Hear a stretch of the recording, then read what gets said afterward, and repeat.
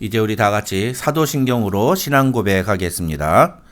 전능하사 천지를 만드신 하나님 아버지를 내가 믿사오며 그 외아도 우리 주 예수 그리스도를 믿사오니 이는 성령으로 잉태하사 동정녀 마리아에게 나시고 본디오 빌라도에게 고난을 받으사 십자가에 못 박혀 죽으시고 장사한 지 사흘 만에 죽은 자 가운데서 다시 살아나시며 하늘에 오르사 전능하신 하나님 우편에 앉아 계시다가 저리로서 산자와 죽은 자를 심판하러 오시리라. 성령을 믿사오며 거룩한 공회와 성도가 서로 교통하는 것과 죄를 사하여 주시는 것과 몸이 다시 사는 것과 영원히 사는 것을 믿사옵나이다. 아멘.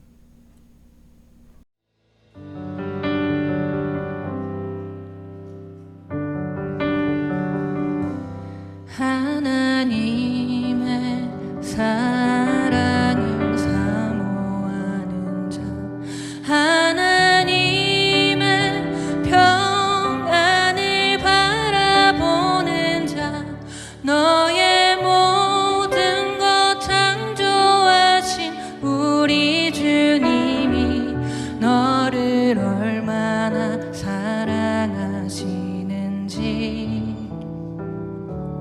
하나님께 찬양과 경배하는 자, 하나님의 선하심을 닮아가는 자, 너의 모든 것 창조하신 우리 주님이 너를 자녀 삼으셨네. 함께 고백합니다. 하나님 사랑의 눈으로, 하나님 사랑의 눈으로 너를 어느 때나 바라보시고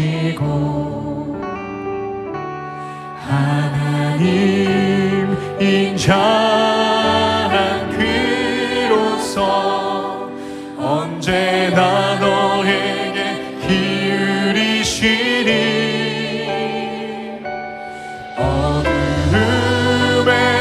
밝은 빛을 비춰주시고 너의 작은 신음에도 응답하시니 너는 어느 곳에 있든지 주를 향하고 주만 바라볼지라.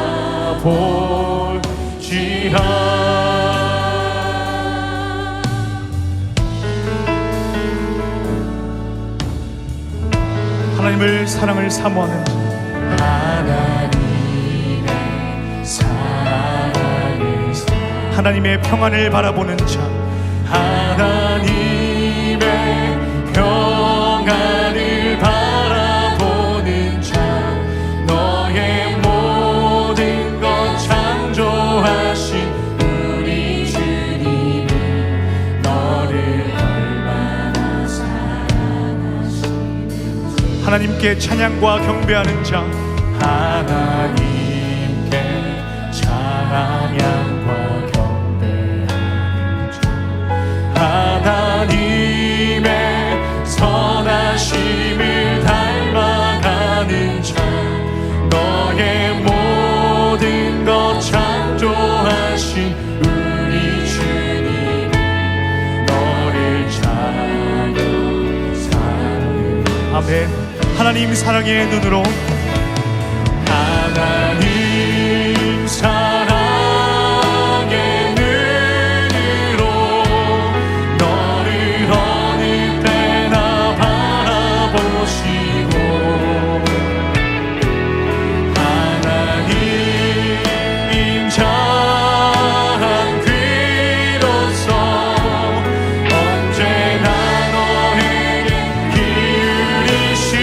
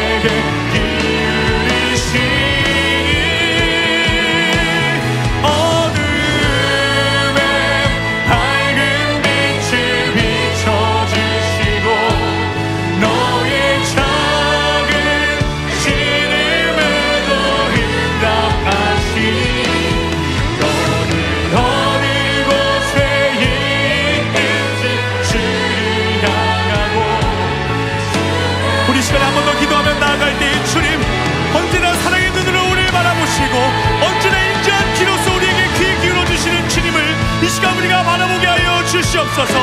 우리의 시선이 세상을 바라보는 것이 아니라 하나님을 바라보며 하나님만 찬양하는 삶, 하나님만 예배하는 자 되게 하여 주시옵소서. 다 같이 기도하며 나아갑니다. 기도하겠습니다. 주여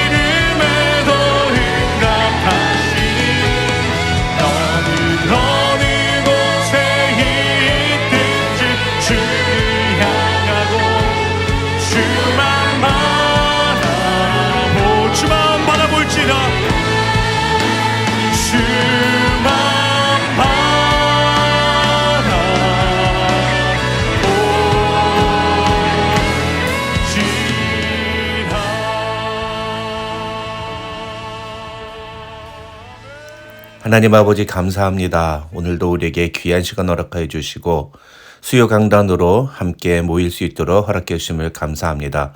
비록 영상이지만 하나님 이 자리에 주님께서 함께 하시며 우리 모두 하나님의 말씀 앞에 무릎 꿇는 이 시간이 되게 하여 주시옵소서. 성령 하나님, 우리의 마음 문을 열어주시고 우리가 주의 말씀을 배우고 또 하나님의 놀라운 은혜를 깨닫는 그런 시간이 될 수 있도록 하나님 이 시간 허락하여 주시옵소서. 우리 교회를 주님 붙잡아 주시옵소서. 교회에 속한 모든 교우들을 주님 붙잡아 주시고 한 사람 한 사람의 삶을 주께서 주관하시며 책임져 주시옵소서. 건강의 문제로, 경제의 문제로, 또 여러 가지 문제로 고통 중에 있는 지체들에게 하나님 은혜를 베푸시사 하나님의 사랑을 나타내 주시고 그들의 삶이 하나님의 놀라운 능력으로 날마다 승리하는 삶이 되게 하여 주시옵소서. 오늘도 처음 시간이 오니 마치는 시간까지 주께서 함께해 주시기를 간절히 소원하옵고 예수님의 이름으로 기도드립니다. 아멘. 자, 오늘부터 우리 수요 강단 시간에 이단 연구에 대해서 함께 배워보도록 하겠습니다.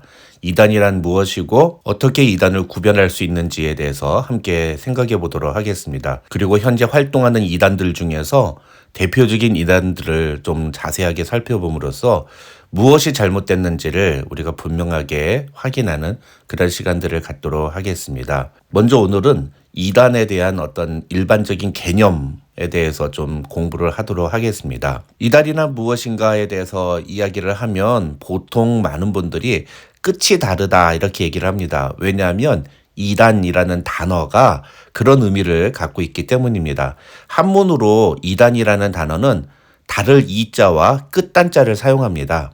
그래서 끝이 다르다 이렇게 이야기를 하는 거죠.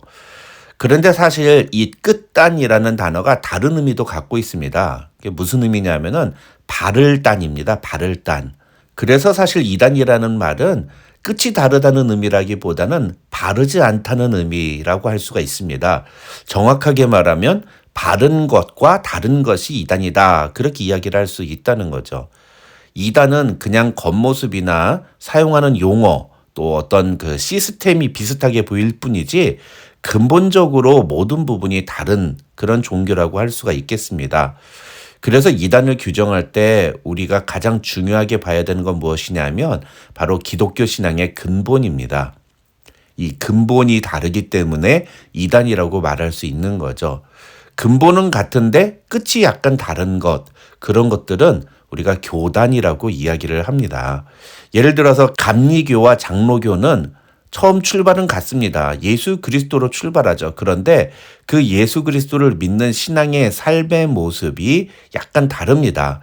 끝이 약간 다른 거죠. 다 모두 예수 그리스도를 믿는 믿음에서 출발합니다. 그런데 그것이 실제 삶에서 나타나는 모습들이 약간 다릅니다. 하지만 이단은 그렇지 않습니다. 이단은 처음부터 다릅니다. 이단은 끝만 다른 게 아닙니다. 이단은 아예 시작부터 다른 겁니다.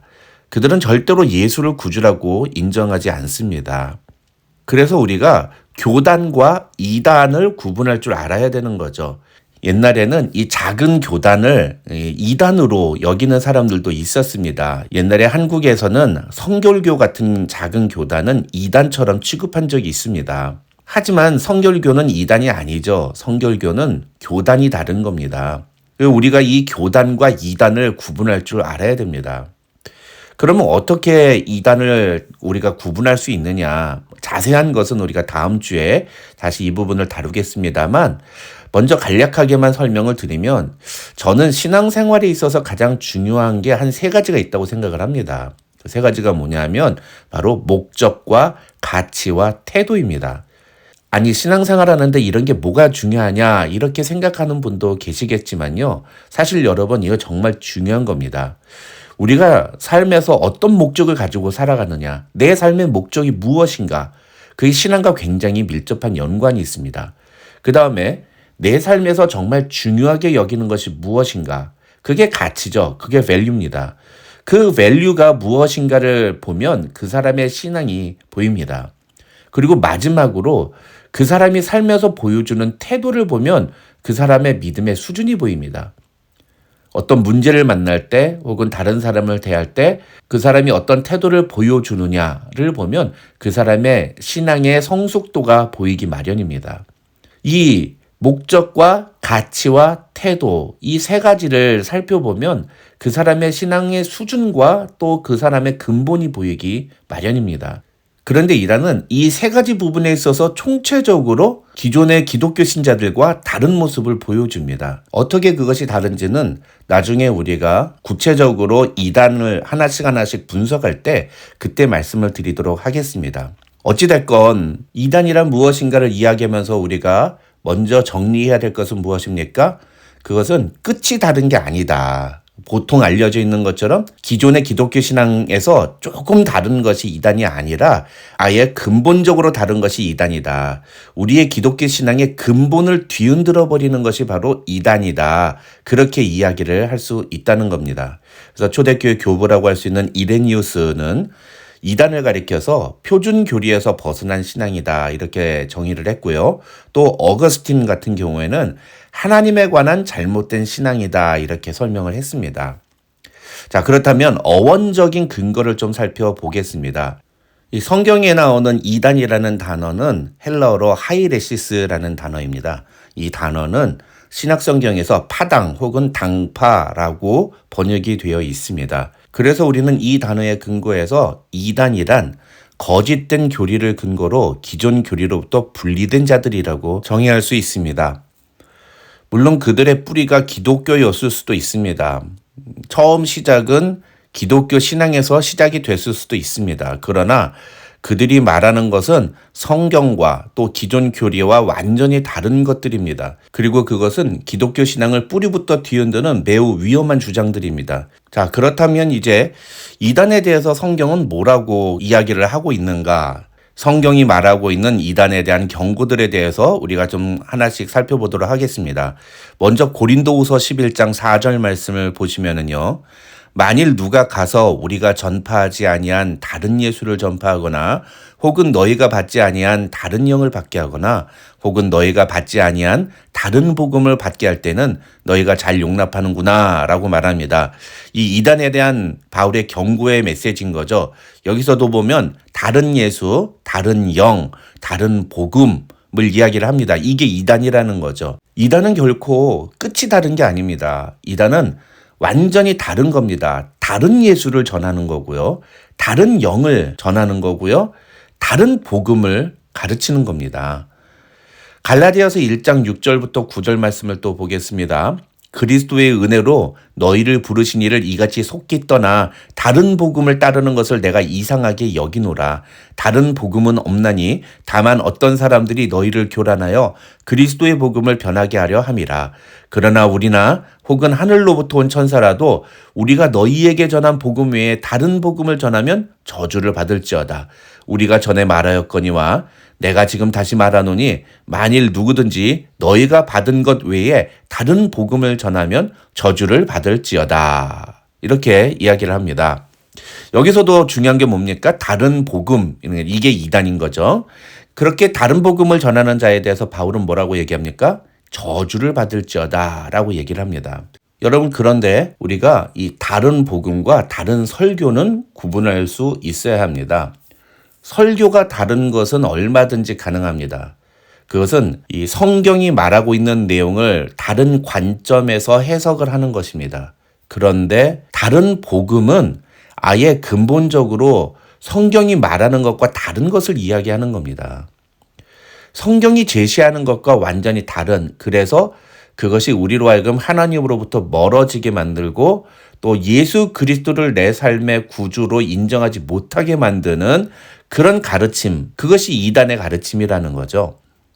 같은 본문을 가지고 설교를 하더라도 목사님들마다 설교의 내용이 다를 수가 있습니다. 그건 해석의 문제입니다. 그러나 이 다른 복음이라는 것은 아예 출발 자체가 다른 것을 말하는 거죠.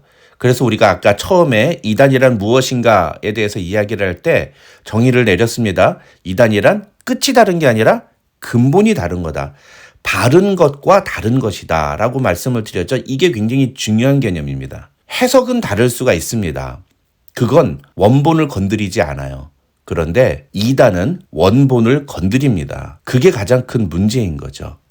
사도 바울이 이 다른 복음을 전하면 저주를 받을지어다 라고 이야기했던 이유가 바로 거기에 있습니다. 원본을 건드리는 것은 하나님께서 절대로 용납하시는 일이 아니기 때문인 것입니다. 다음으로 베드로후서 2장 1절 말씀을 한번 살펴보겠습니다. 그러나 백성 가운데 또한 거짓 선지자들이 일어났었나니 이와 같이 너희 중에도 거짓 선생들이 있으리라. 그들은 멸망하게 할 이단을 가만히 끌어들여 자기들을 사신 주를 부인하고 임박한 멸망을 스스로 취하는 자들이라. 자, 여기서도 보면 거짓 선지자들이 일어나고요. 또 거짓 선생들이 있을 것이라고 이야기하죠. 자, 거짓 선지자와 거짓 선생을 어떻게 구분할 수 있을까요? 베드로후서 2장 1절은 뭐라고 얘기합니까? 그들은 자기들을 사신 주를, 여기서 샀다는 게 뭡니까? 리딤 했다는 겁니다. 리딤. 구원하셨다는 거죠. 자기들을 구원하신 예수 그리스도 주를 부인하는 사람, 부인하게 만드는 것, 그것이 바로 거짓 선지자와 거짓 선생이라는 겁니다. 그래서 요한일서 4장 1절부터 3절을 보면 이렇게 말씀합니다. 사랑하는 자들아, 영을 다 믿지 말고 오직 영들이 하나님께 속하였나 분별하라. 많은 거짓 선지자가 세상에 나왔습니다. 이로써 너희가 하나님의 영을 알지니 곧 예수 그리스도께서 육체로 오신 것을 시인하는 영마다 하나님께 속한 것이요 예수를 시인하지 아니하는 영마다 하나님께 속한 것이 아니니 이것이 곧 적 그리스도의 영이니라. 오리라 한 말을 너희가 들었거니와 지금 벌써 세상에 있느니라. 여기서 보면은요, 이제 벌써 거짓 선지자가 세상에 나왔다라고 사도 요한이 이야기를 하고 있죠. 근데 그 거짓 선지자가 어떤 사람들입니까? 예수 그리스도께서 육체로 오신 것을 시인하지 않는 사람. 그 사람이 바로 거짓 선지자라는 겁니다. 왜 이런 말을 하느냐 하면은 우리가 다음 주에 살펴보겠습니다만 초대교회 때 있었던 가장 대표적인 이단이 영지주의라고 하는 이단인데요. 이 영지주의라고 하는 이단은 예수님이 육체로 오신 것을 인정하지 않았습니다. 왜냐하면 그들은 육체를 속된 것으로 보았기 때문입니다. 그러다 보니까 예수님이 이 더럽고 죄 많고 속된 육신의 몸으로 이 땅에 올 수가 없다라고 이야기를 해서 예수님은 영적인 존재다라고만 이야기를 했습니다. 그런데 이게 왜 문제가 됩니까? 예수님이 참 사람이라는 사실을 인정하지 않으면 예수 그리스도의 구속, 즉 십자가 사역이 무효가 되는 것입니다. 우리가 나중에 그 부분에 대해서는 다시 한번 자세하게 설명을 드릴 시간이 있을 겁니다. 그러니까 오늘은 그 부분에 대해서 말씀을 드리지 않겠는데요. 어찌됐건 이 사도 요한도 예수님의 인성을 부인하는 자들은 바로 이단이다. 왜 그렇습니까? 그렇게 되면은 결국 우리의 기독교 신앙의 뿌리가 흔들리는 일이 벌어지기 때문이다 라고 이야기를 하고 있는 거죠. 그래서 영들을 다 믿지 마라. 그리고 오직 영들이 하나님께 속하였나 분별하라. 이 영 분별은요, 하나님이 주시는 은사이기도 하지만 사실은 우리가 하나님의 말씀을 바르게 알기만 하면 얼마든지 가질 수 있는 능력이기도 합니다. 왜 그러냐 하면 우리가 선명한 기준인 하나님의 말씀을 우리의 마음에 새기고 있으면 그것과 다른 것을 전하는 것은 너무나 쉽게 판별이 가능하기 때문인 거죠. 그래서 여러분, 이 영들이라고 다 믿지 마라. 누가 와서 목사라고 이야기한다고 해서 그거 다 믿으면 안 된다. 제가 예전에 이렇게 가르치니까 어떤 분이 그래 박순종 목사가 목사는 믿지 말라고 그랬어. 이렇게 얘기를 하신 분도 계셨는데요. 제가 그런 말씀을 드리는 게 아니죠. 목사를 믿지 말라는 게 아니라 목사라는 사람이 전하는 메시지가 정말 하나님의 말씀을 전하는 것인지 아니면 사람의 생각을 전하는 것인지를 잘 분별해야 된다. 라고 말씀을 드리는 겁니다. 전에 제가 어떤 집회에서 어떤 목사님이 말씀을 전하시는 것을 들었는데요. 많은 분들이 그분의 설교에 은혜를 받고 막 도전을 받는 것을 보았습니다. 그런데 제가 그분의 설교를 들으니까 그분의 설교가 굉장히 인본적이라는 것을 알게 됐습니다. 그분의 설교에서 하나님이 사라지고 그분의 설교에서 예수 그리스도가 없고 그분의 설교에서 하나님의 뜻과 하나님의 계획과 하나님의 마음은 전혀 느낄 수가 없었습니다.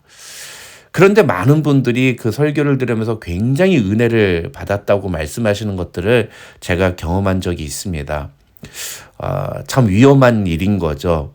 물론 우리가 인간적으로 볼 때 위로받고 도전받고 격려받는 설교를 듣는 건 참 좋은 일입니다만 그러나 설교는 사람의 메시지가 아니죠. 하나님의 말씀입니다. 그렇다면 무엇보다도 설교는 하나님의 말씀이 선포가 되어야 됩니다. 본문이 사라진 설교는 아무리 우리의 마음을 휘저어놓고 우리를 감동시키고 눈물 콧물 다 짜게 만들어도 그건 백해 무익한 설교라고 할 수가 있습니다.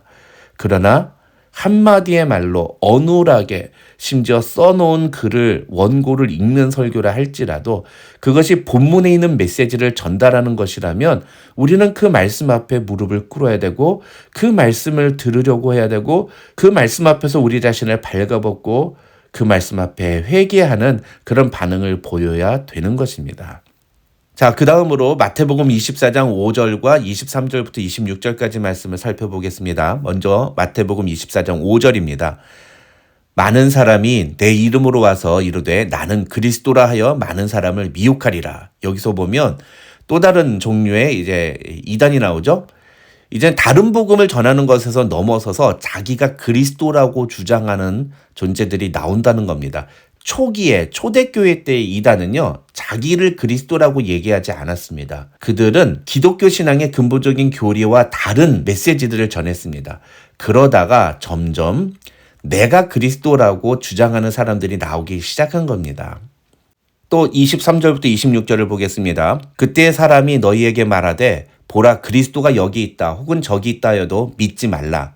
거짓 그리스도들과 거짓 선지자들이 일어나 큰 표적과 기사를 보여 할 수만 있으면 택하신 자들도 미혹하리라. 보라 내가 너희에게 미리 말하였노라. 그러면 사람들이 너희에게 말하되 보라 그리스도가 광야에 있다 하여도 나가지 말고 보라 골방에 있다 하여도 믿지 말라. 5절에서 내가 그리스도라고 하는 많은 사람들이 나와서 사람들을 미혹할 것이라고 경고하신 예수님은 이제 많은 사람들이 그리스도가 여기 있다 저기 있다 해도 믿지 말라고 말씀하십니다. 그런데 그 사람들이 어떻게 자신이 그리스도라는 사실을 증명합니까? 큰 표적과 기사를 보여준다는 겁니다. 여러분, 그래서 이단에서 행하는 여러 가지 놀라운 기적들, 신비한 어떤 영적인 체험들, 영적인 사건들, 이제 우리가 나중에 살펴보겠습니다만, 이제 한때 이 미국의 한인교회를 휩쓸었던 신사도 운동이라는 이단이 있습니다. 이게 한인교회만 흔든 게 아니라 미국 교회들도 휩쓸었죠. 이 비냐드 운동에서부터 시작이 되었다고 볼 수도 있는데요. 그런데 이런 교회들에 가서 보면은요, 막 집회할 때 사람들을 팍팍 쓰러뜨립니다. 그냥 막 터치만 살짝 하고 기도만 하고 뭐 살짝만 이렇게 얘기를 해도 뒤로 발라당 넘어집니다. 그럼 막 성령이 오셨다고 이야기하죠. 어떤 경우에는 뭐 벽에 막 금가루가 내렸다 이런 얘기도 있습니다. 사람의 이가 아말금이 진짜 금으로 바뀌었다 막 이런 얘기도 합니다. 여러분, 근데 성경 어디에 그런 것들이 성령의 역사라고 기록되어 있습니까? 성경 그 어디에도 사람을 쓰러뜨리는 것이 성령의 역사라고 말한 적이 없습니다. 그런데 오늘날 많은 사람들이 그런 신비한 기적과 어떤 표적들, 놀라운 이적들을 막 행합니다. 그리고 그런 것들을 성령께서 임하셨다고 얘기를 하죠. 이런 것들에 미혹되지 말라. 거기에 나가지도 말고 골방이 있다 해도 믿지를 마라. 예수님 뭐라고 말씀하십니까? 내가 너희에게 미리 말하였노라. 예수님은 이미 수차례 말씀하셨습니다. 미혹되지 말라고. 그런데 많은 사람들이 거기에 미혹되죠. 절대 가면 안 되는 겁니다. 한 번이라도 발을 담그면 웬만한 사람은 거기서 빠져나오기가 쉽지가 않습니다. 이게 마약하고 똑같은 거예요.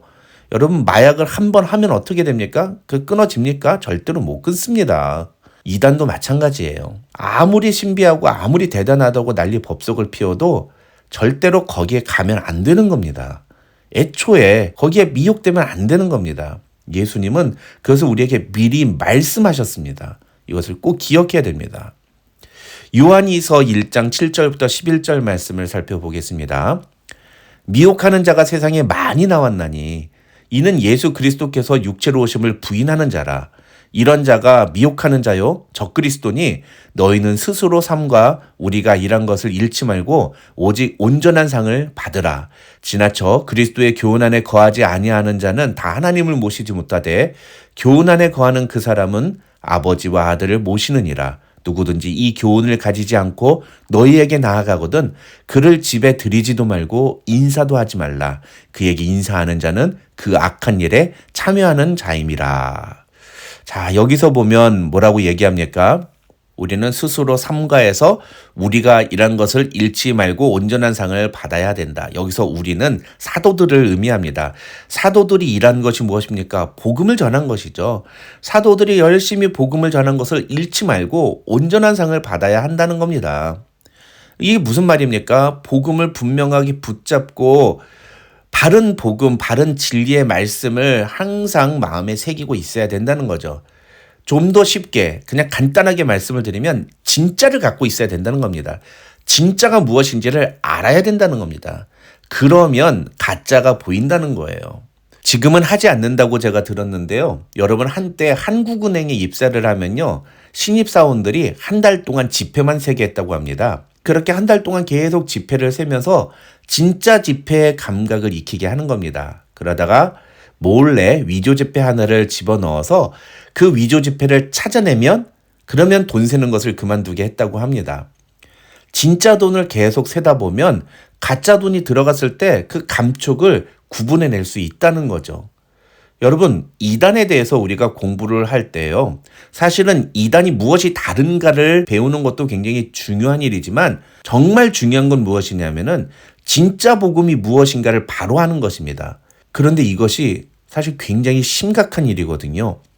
복음이 무엇인지도 모르면서 교회에 와서 예배를 드리고 그러면서 나는 신앙이 좋다고 착각하는 사람들이 너무너무 많습니다. 그러니까 어떤 일들이 벌어집니까? 교회 안에서 신앙이 아닌 행동들을 하는 겁니다. 믿음에서 나오지 않은 행동들을 하게 되는 거죠. 그리고 그런 행동들로 말미암아 교회가 깨지고 사람들과의 관계가 어그러지는 일들이 발생하게 되는 겁니다. 문제는 이단들이 그런 틈을 타고 교회에 침투한다는 겁니다. 하지만 교회로부터 심한 상처를 경험한 사람들은 그런 이단의 공격을 대처하거나 거부할 능력이 이미 없어진 지 오래입니다. 그러다 보니까 이단이 그들을 미혹할 때 그것을 이겨내지를 못하는 거죠. 무슨 말씀입니까? 우리가 진짜를 알아야 이단을 상대하고 이단을 거부할 수 있는 힘이 생긴다는 겁니다. 복음을 알고 진리를 알게 되면 우리가 복음을 따라서 사는 삶을 살게 되고요. 우리가 하는 행동들이 복음을 실천하는 행동들이 됩니다. 그러면 자연스럽게 우리를 미혹하게 하는 여러 이단들의 공격에도 우리가 단호하게 맞설 수가 있는 거죠. 사도 요한은 이단을 집에 들이지도 말고 인사도 하지 말라. 그에게 인사하는 자는 그 악한 일에 참여하는 자임이라 하고 경고합니다. 이단에 대해서는요, 우리가 관대한 마음을 가져서는 안 됩니다. 이단에 대해서는 단호한 태도를 취해야 합니다. 웬만큼 성경을 공부하지 않고서는 이단의 공격을 막아낼 수 있는 능력을 가진 사람이 그리 많지 않습니다. 여러분, 우리가 그 사실을 인정하고 겸손해야 됩니다. 디도서 3장 9절과 10절 말씀입니다. 그러나 어리석은 변론과 족보 이야기와 분쟁과 율법에 대한 다툼은 피하라. 이것은 무익한 것이요 헛된 것이니라. 이단에 속한 사람은 한두 번 훈계한 후에 멀리하라. 이렇게 말합니다.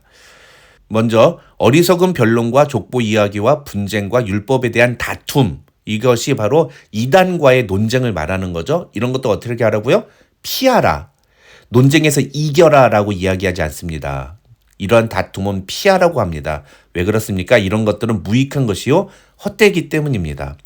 이단하고 논쟁에서 이겼다고 하는 사람 본 적이 없습니다. 그냥 피하는 게 상책입니다. 그래서 뒤에 뭐라고 그래요? 이단에 속한 사람은 한두 번 훈계한 후에 멀리하라. 그건 잘못된 것이다. 그건 성경의 가르침이 아니다 라고 이야기를 해도 만약에 그 사람이 받아들이지 않으면 그냥 그 사람을 멀리하라는 겁니다. 이단은요, 교정이 쉽지 않습니다. 물론 우리 자녀들이 이단에 빠졌을 때 그 자녀들을 끝까지 붙들고 그래서 이단의 사상을 교정시켜주는 전문가와 연결시켜서 결국은 다시 교회로 돌아오게 하는 그런 경우들이 있습니다. 그러나 그건 자식이기 때문에 그런 거죠. 자식은 놓칠 수가 없는 거죠. 가족은 어떻게 포기를 하겠습니까? 그거야 뭐 마땅히 그렇게라도 해야 되겠지만 그게 아니라 내 가족도 아닌 사람에게 내가 섣불리 가서만 그 사람을 이단에서 끄집어내겠다. 이거 하지 말라는 겁니다. 그냥 피하는 게 상책이다. 그게 디도서 3장 9절과 10절의 가르침인 겁니다. 고린도후서 11장 13절부터 15절 말씀입니다. 그런 사람들은 거짓 사도요 속이는 일꾼이니 자기를 그리스도의 사도로 가장하는 자들이니라. 이것은 이상한 일이 아니니라. 사단도 자기를 광명의 천사로 가장하나니 그러므로 사단의 일꾼들도 자기를 의의 일꾼으로 가장하는 것이 또한 대단한 일이 아니니라. 그들의 마지막은 그 행위대로 되리라. 여기서 이단에서 무엇을 이야기하고 있는 거냐 하면은 이단이 나타나는 것이 이상한 일이 아니라는 거예요. 왜 그렇습니까? 그것이 인간의 죄성의 또 하나의 모습이기 때문인 거죠. 그리고 그것이 말세의 증거인 것입니다. 여러분 아까도 말씀을 드렸습니다만 이 현대 이단 중에 신사도라고 하는 이단이 있습니다. 그 신사도 운동은 소수의 몇 명만이 하나님께로부터 직통 계시를 받는 하나님의 새로운 사도들이라는 겁니다. 아니 어떻게 이런 이단들이 나올 수가 있는 걸까? 사실은 굉장히 궁금했는데 고린도후서 11장에서 사도 바울은 분명히 말합니다. 그런 것을 이상한 일로 여기지 마라. 그런 건 이상한 게 아니다. 이단이 나타나는 것은 이상한 일이 아니다. 또 이단이 보여주는 모든 일들은 결코 대단한 일도 아니다. 그렇게 우리에게 바울은 이야기를 합니다. 자, 요한계시록 22장 18절부터 19절 말씀을 보겠습니다. 내가 이 두루마리의 예언의 말씀을 듣는 모든 사람에게 증언하노니 만일 누구든지 이것들 외에 더하면 하나님이 이 두루마리에 기록된 재앙들을 그에게 더하실 것이요 만일 누구든지 이 두루마리의 예언의 말씀에서 제하여 버리면 하나님이 이 두루마리에 기록된 생명나무와 및 거룩한 성의 참여함을 제하여 버리시리라. 여기서는 무엇을 말씀하는 겁니까? 하나님께서는 반드시 이단을 심판하신다는 것입니다. 여러분 이단이 무엇이라고 했습니까? 이 근본이 다른 것이라고 그랬죠. 그래서 이 근본이 다른 것은 결국은 하나님께서 우리에게 주신 말씀에 무엇인가를 더하거나 빼는 작업입니다. 그런데 이렇게 성경에 있는 말씀보다 무엇인가를 더하거나 혹은 말씀을 빼버리면 어떤 일이 벌어집니까? 하나님께서 그 두루마리에 기록된 재앙들을 그에게 더하시거나 아니면 거룩한 성의 참여함을 제하여 버리시겠다. 다른 말로 하면 무슨 뜻이죠? 하나님께서는 이단을 반드시 심판하신다라는 것입니다. 그러니까 이단은요, 심판의 대상일 뿐입니다. 근데 우리가 거길 왜 들어갑니까? 그들은 자신들만이 구원을 얻는다고 얘기를 하지만 사실 성경의 가르침은요, 그들이야말로 진짜 하나님의 심판의 대상이라는 것을 볼 수 있습니다. 그래서 베드로후서 3장 16절에서도 이렇게 말합니다.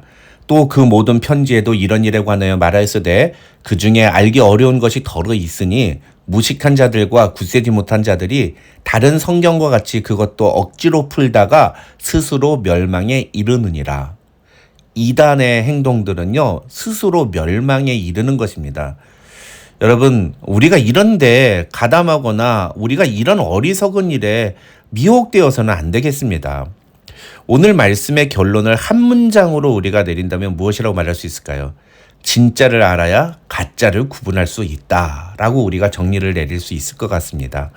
이단을 연구하고 우리가 앞으로 이단에 대해서 좀 공부를 하겠습니다만 사실은 이단을 공부할수록 우리의 마음속에는 이 진짜 복음, 참된 진리의 하나님의 말씀에 대한 열망이 더 간절하게 일어나야 됩니다. 우리가 하나님의 말씀을 배우고 하나님의 말씀을 아는 일에 더 열심을 낼 때에 그 어떤 것도 우리를 흔들 수 없게 됩니다. 우리가 이런 말씀을 통해서 하나님의 놀라운 은혜를 경험하는 그런 축복된 성도들이 되기를 주님의 이름으로 축원합니다. 기도하겠습니다. 하나님 아버지 감사합니다. 오늘도 우리에게 귀한 시간 허락하여 주시고 수요 강단 2단 연구 첫 번째 시간으로 이단이란 무엇인지 또 이단에 대해서 성경은 무엇을 말씀하시는지를 살펴보게 하여 주시니 감사합니다. 하나님, 오늘 이 시간을 통해서 우리가 진리이신 하나님의 말씀을 더 깊이 알고 더 가까이 하는 성도들이 되게 하여 주시옵소서. 진리를 알 때에 우리가 자유하게 되고 진리를 알 때 우리를 미혹하여 우리를 멸망으로 인도하는 모든 것들로부터 우리를 지킬 수 있음을 알게 해주시니 감사합니다. 하나님, 우리가 날마다 더욱더 하나님의 말씀을 사모하며 그 말씀 앞에 나아가는 성도들이 되므로 축복된 성도들이 되게 하여 주시옵소서. 감사드리오며 예수님의 이름으로 기도합니다. 아멘. 하늘에 계신 우리 아버지여, 이름이 거룩히 여김을 받으시오며 나라가 임하옵시며 뜻이 하늘에서 이룬 것 같이 땅에서도 이루어지이다. 오늘날 우리에게 일용할 양식을 주옵시고 우리가 우리에게 죄 지은 자를 사하여 준 것 같이 우리의 죄를 사하여 주옵시고 우리를 시험에 들게 하지 마옵시고 다만 악에서 구하옵소서. 대개 나라와 권세와 영광이 아버지께 영원히 있사옵나이다. 아멘.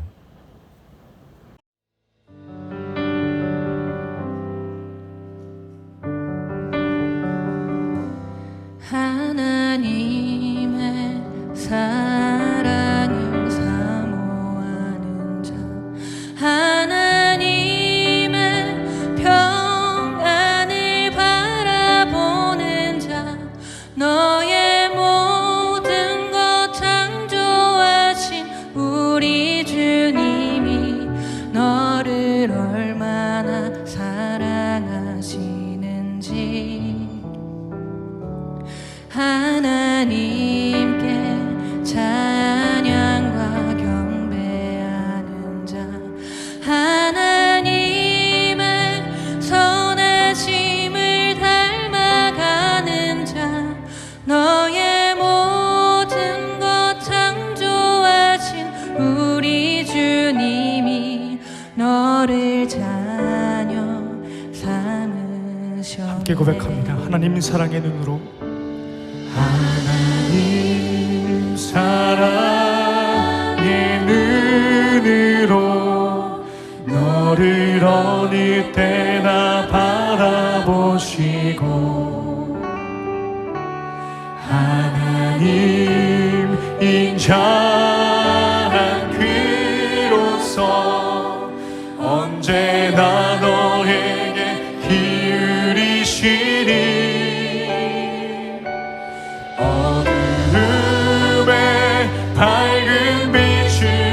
비춰주시고 너의 작은 신음에도 응답하시니 너는 어느 곳에 있든지 주를 향하고 주만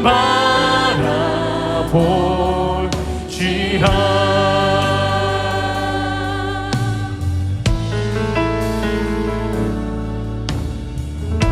하나님을 사랑을 사모하는 하나님의 사랑을 하나님의 평안을 바라보는 자, 하나님의 평안을 바라보는 자 너의 모든 것 창조하신 우리 주님이 너를 얼마나 사랑하시는지 하나님께 찬양과 경배하는 자, 하나님께 찬양과 경배하는 자 하나님의 선하심을 닮아가는 자 너의 모든 것 창조하신 우리 주님이 너를 찬양 사랑해.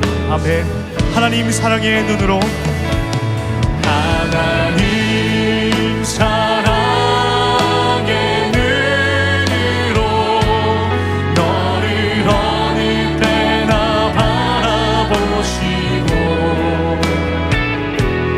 하나님 인자한 귀로서 언제나 너에게 기울이시니